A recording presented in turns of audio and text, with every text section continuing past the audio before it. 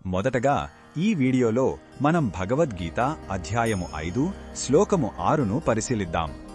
అర్జునుడి సందేహాన్ని నివృత్తి చేస్తూ శ్రీకృష్ణుడు కర్మయోగమంటే ఫలాపేక్ష లేని కర్మ మరియు సన్యాసమంటే కర్మలను త్యజించడం, ఈ రెండింటి మధ్య ఉన్న తేడాను ఏది శ్రేష్టమైనదో వివరిస్తున్నాడు.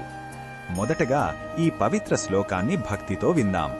సన్యాసస్తు మహాబాహో దుఃఖమాప్తుమయోగతః యోగయుక్తో మునిర్బ్రహ్మ నచిరేణాధిగచ్చతి.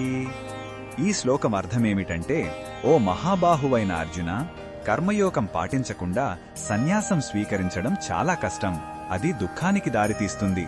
కాని కర్మయోగంతో అంటే తన పనుల ఫలాలపై ఆసక్తి లేకుండా నిష్కామంగా కర్మలు ఆచరించే ముని చాలా త్వరగా బ్రహ్మజ్ఞానాన్ని అంటే పరమాత్మను పొందుతాడు.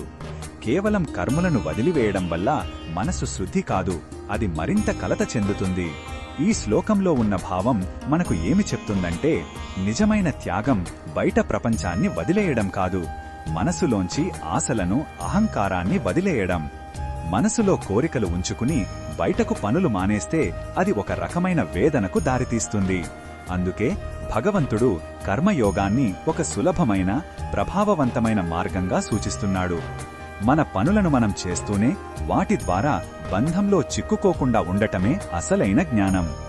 ఈ బోధనను మన దైనందిన జీవితంలో ఎలా ఉపయోగించుకోవచ్చంటే, మనం మన బాధ్యతల నుండి పారిపోనక్కర్లేదు. మన ఉద్యోగం, కుటుంబ బాధ్యతలను ఒక సేవలాగా, ఒక యజ్ఞంలాగా భావించి చేయాలి. ఫలితం ఎలా ఉంటుందో అని ఆందోళన చెందకుండా మన ప్రయత్నాన్ని మనం 100% చెయ్యాలి.